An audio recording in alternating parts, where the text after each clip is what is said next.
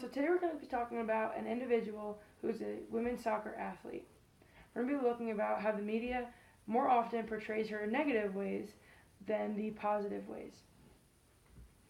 To start off, we're going to talk about some of this individual's accomplishments. They are a 3-time Olympian and have received 2 gold medals. They've played in multiple World Cups and received a bronze, silver, and a gold medal. They were selected for the 2015 Women's World Cup All-Star Team. They are a 2-time FIFA Women's World Cup Golden Glove winner. They won the bronze ball for the 3rd best player in the 2011 FIFA World Cup, and they were the first goalkeeper to receive this honor. This individual owns every major U.S. goalkeeping record. They have over 72 shutouts, and they are the most capped and most winningest goalkeeper in women's soccer history. This individual is Hope Solo. If there are any of you out there that are big into women's soccer, I guarantee you know this name. At one point, she was deemed the best women's goalkeeper in soccer in the world. Yet, when you Google her name, mostly negatives come up. To start, if you went and Googled her name right now, the first thing would come up was her recent conversation about why the men's national team hasn't been doing so well or didn't qualify for this year's World Cup. She said that, and I quote, "Soccer has become a rich white kid's sport and is not made available for many minorities or low-income families." This was taken way out of proportion. She said this to make a point that soccer has become a money-making industry instead of one where kids go to grow and learn and follow their passions. She even said herself she came from a low-income family, and if she was playing now, her family could never afford to allow her to play soccer or go on to achieve her dream of playing for the national team. But let's go back to more of when Hope Solo's outspoken and negative influence in media kind of came about. In the year 2007, it was the FIFA Women's World Cup, the semifinal, and Coach Greg Ryan decided to pull Hope Solo for that game and play veteran Brianna Scurry against Brazil. Unfortunately, the United States Women's National Team lost that game. After that game, Hope Solo went on to talk to media and said that she disagreed with Greg Ryan's decision, and anyone who knew anything about soccer would know that he made the wrong decision. This is not an action that I condone or think is right, but she was then dismissed from the team because of her actions. She was outspoken and she spoke her opinion and was completely dismissed from the team until another coach came along and re-signed her back. Yet there are players that are in male-dominated sports and male-dominated industries like the NFL who trash talk or make comments about the game, and they do not receive any suspension or dismissal. Her outspokenness continues and goes on into 2016. In 2016, after the games in Rio, the U.S. national team played Sweden and lost. After that game, Hope Solo called the Swedish team cowards for their way of playing the game. This was a big deal because you're talking about another national team as well as talking negatively about her previous coach, Pia Sundhage, who was now the Swedish women's national team head coach. Following this encounter with the media and this negative talk, the United States Soccer Federation terminated her contract indefinitely.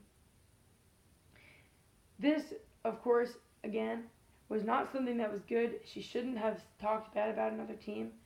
But again, other players in places like the NFL do this all the time and nothing is said.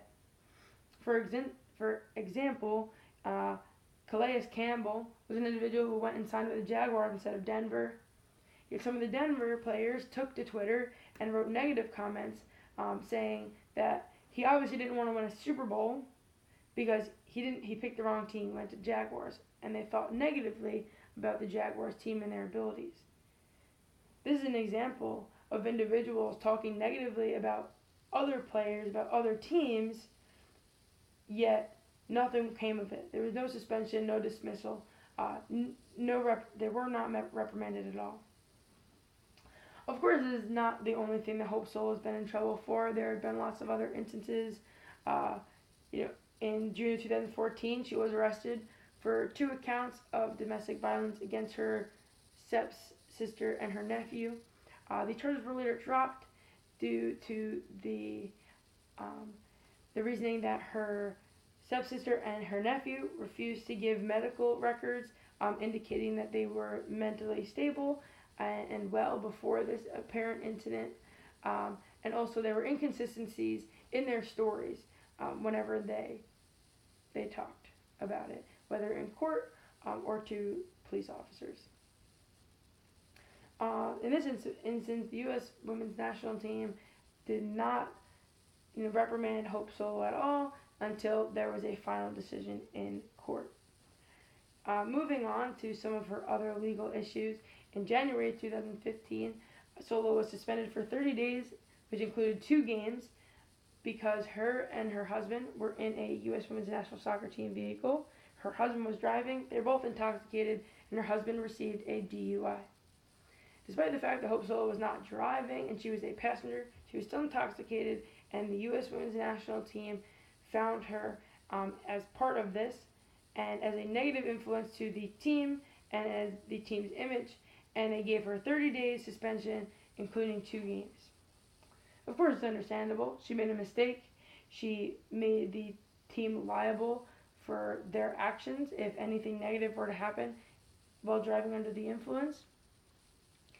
But yet again, we see some inequalities when you look at industries like the NFL. You have player Jameis Winston. He served a 3-game suspension after he was found guilty of sexual assault to a woman in an Uber or a Lyft. 3 games for sexual assault. Yet Hope Solo is part of her husband getting a DUI, and she gets 30 days with 2 games. Of course, they're not exactly the same, but one is definitely more severe than the other, where she wasn't exactly directly involved and wasn't directly, arrested or charged with that crime, yet she received the punishment from her sport.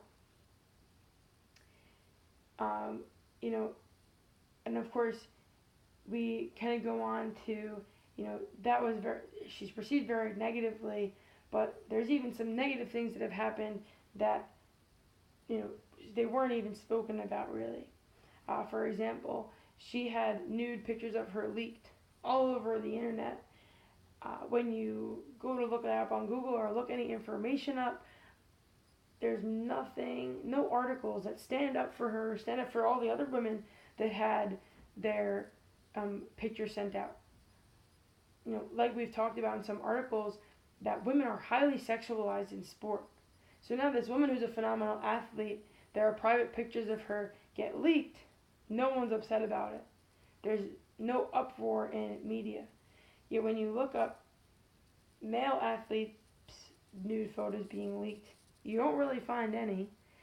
And even if there are pictures of males leaked, whether it's in sport or in politics, it's made a big deal of.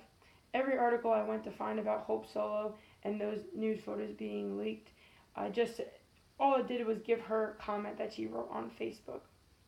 It's either that or it is all websites that have pornography on them. Again, not made a big deal, made light of it, and it's put out for people to use inappropriately. She has had some positive influences in media, yet for some reason that really isn't shown. For example, she was in the ESPN Body Issue magazine one year. I think that body image, which we have seen in our misrepresentation video, where young girls have body image issues, and this was a woman who was very athletic, very muscular, going in and saying that, even though many people tell her that she looks too manly, and there's lots of comments about that, she went into the ESPN Body magazine and showcased her body as she was proud of it. that is something that I believe personally that is good for young girls to see. Someone just appreciating their body and wanting to show it in a positive way. Along with that, Hope Solo has also been fighting for pay equality between the men's and the women's national team. The women, for winning a World Cup, receive equal or less than the men who placed third in the men's World Cup. That is something that is not right. It's not fair. She's doing this. She's standing up for, the feminism movement and equality of the sexes and equality in pay. These aren't things that are being brought up. All the negatives about her are constantly brought up in media. She's being misrepresented as an individual, whereas all the positive that she has brought to the world of soccer, the world of girls and women's soccer, and just athletics in general, it's kind of pushed to the side.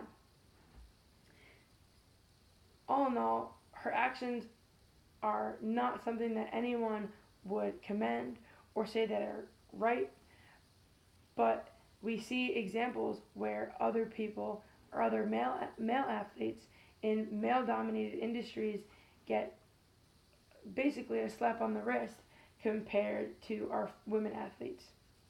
In this example, although Hope Solo has a lot of negative background, she just shows us a good example of how media tends to misrepresent women, and in this case, represents this individual woman in a more negative way than positive, when we have many men who are in industries like the NFL who are committing crimes and getting knives in trouble. We need to fight for better representation and more equality in how people are dealt with in their actions in professional sports, and as well as how they are represented in our media today.